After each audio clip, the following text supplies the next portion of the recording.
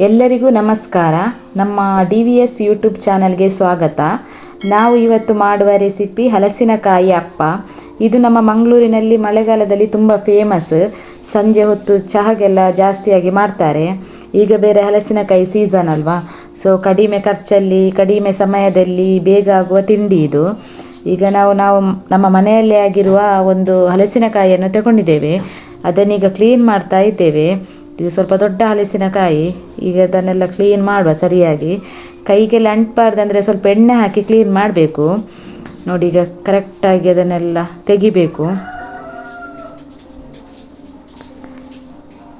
ಒಂದು ಪೇಪರಿನಿಂದ ಅದು ಕ್ಲೀನ್ ಮಾಡಿದರೆ ಆಯಿತು. ನಮಗೆ ಇಷ್ಟು ದೊಡ್ಡದು ಬೇಡ, ತಿಂಡಿ ಮಾಡಲಿಕ್ಕೆ ನಮಗೆ ಸ್ವಲ್ಪ ಸಾಕಾಗೋದು. ನೋಡಿ, ಕರೆಕ್ಟಾಗಿ ಅದನ್ನೆಲ್ಲ ತೆಗಿಬೇಕು.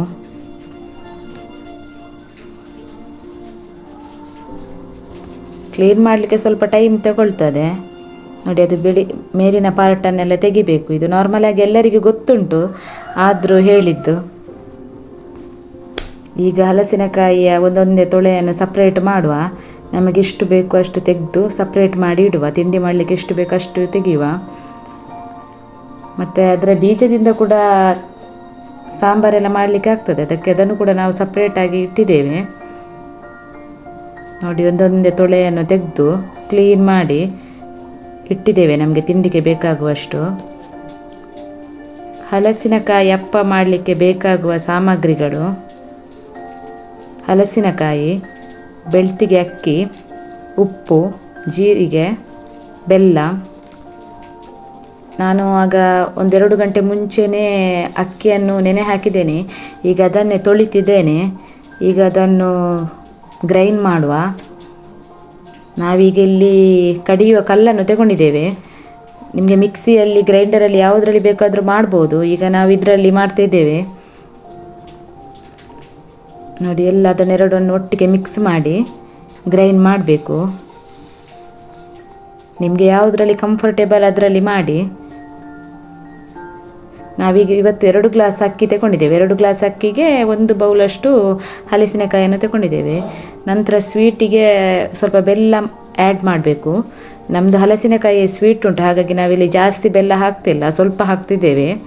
ಮತ್ತು ರುಚಿಗೆ ತಕ್ಕಷ್ಟು ಉಪ್ಪು ಕೂಡ ಹಾಕಬೇಕು.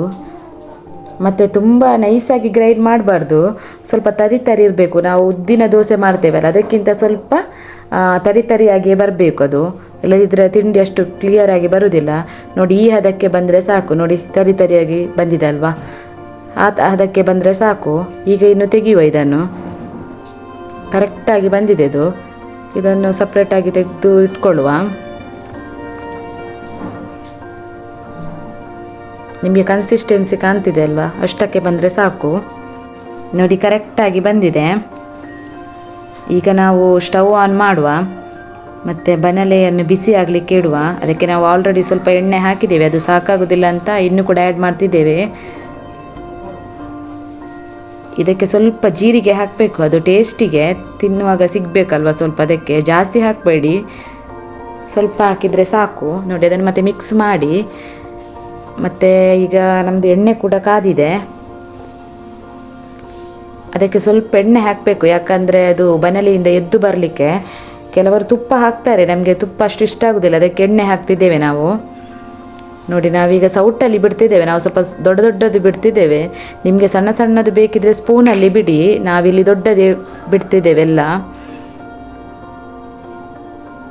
ನೋಡಿ, ಎಲ್ಲ ಬಿಡ್ತಾ ಇದ್ದೇವೆ. ಒಮ್ಮೆಲೆ ನಾವು ಎಣ್ಣೆ ಜಾಸ್ತಿ ಹಾಕಿದ್ದೇವಲ್ಲ, ಹಾಗಾಗಿ ಜಾಸ್ತಿ ಬಿಡಲಿಕ್ಕೆ ಆಗ್ತದೆ. ನೋಡಿ, ಚೆನ್ನಾಗಿ ಒಮ್ಮೆ ಬೇಯಬೇಕು ಅದು. ಒಂದು 10 ನಿಮಿಷ ಬೇಕು. ಲೋ ಫ್ಲೇಮಲ್ಲಿ, ಮೀಡಿಯಮ್ ಫ್ಲೇಮಲ್ಲಿ ಇಡಿ. ಒಂದು 10 ನಿಮಿಷ ಟೈಮ್ ತಗೊಳ್ತದೆ. ಸ್ವಲ್ಪ ಕಲ್ಲರೆಲ್ಲ ಚೇಂಜ್ ಆಗಬೇಕು, ಸ್ವಲ್ಪ ಬ್ರೌನ್ ಕಲರಿಗೆ ಬರಬೇಕು, ಅಷ್ಟರವರೆಗೆ ಅದು ಬೇಯಬೇಕು. ನೋಡಿ, ಇನ್ನು ಸ್ವಲ್ಪ ಆದರೆ ಸಾಕು, ಇನ್ನು ಸ್ವಲ್ಪ ಹೊತ್ತಿರಲಿ. ನೋಡಿ, ಈಗ ಕಲರ್ ಕರೆಕ್ಟ್ ಬಂದಿದೆ. ಇನ್ನು ಇಷ್ಟಾದರೆ ಸಾಕು, ಈ ಕಲರಿಗೆ ಬಂದರೆ ಸಾಕು. ಇನ್ನು ಇದನ್ನು ತೆಗೆಯುವ. ನೋಡಿ, ಸ್ವಲ್ಪ ಎಣ್ಣೆ ಹೀಗೆ ಮಾಡಿ ತೆಗೀರಿ. ನೋಡಿ, ಕರೆಕ್ಟಾಗಿ ಬಂದಿದೆ ಸೈಜ್ ಎಲ್ಲ. ನೋಡಿ, ಈಗ ನಮಗೆ ಚಹಾದ ಹೊತ್ತಿಗೆಲ್ಲ ಇದು ತಿನ್ನಲಿಕ್ಕೆ ಭಾರಿ ಚೆಂದ ಆಗ್ತದೆ. ನೋಡಿ, ಕರೆಕ್ಟಾಗಿ ಬಂದಿದೆ ಅಲ್ವಾ ಸೈಜ್ ಅಲ್ವಾ. ನೋಡಿ, ಓಪನ್ ಮಾಡಿ ತೋರಿಸ್ತಿದ್ದೇವೆ. ನೋಡಿ, ನೀವು ಕೂಡ ಇದನ್ನು ಟ್ರೈ ಮಾಡಿ. ಈ ರೆಸಿಪಿಯನ್ನು ನೀವು ಕೂಡ ಟ್ರೈ ಮಾಡಿ, ಹೇಗಾಯಿತು ಅಂತ ನಮಗೆ ಕಮೆಂಟ್ ಬಾಕ್ಸಲ್ಲಿ ತಿಳಿಸಿ. ಮತ್ತು ಇದೇ ರೀತಿ ಹೆಚ್ಚಿನ ರೆಸಿಪಿಗಳಿಗಾಗಿ ನಮ್ಮ ಚಾನಲನ್ನು ಸಬ್ಸ್ಕ್ರೈಬ್ ಮಾಡಿ. Thank you for watching.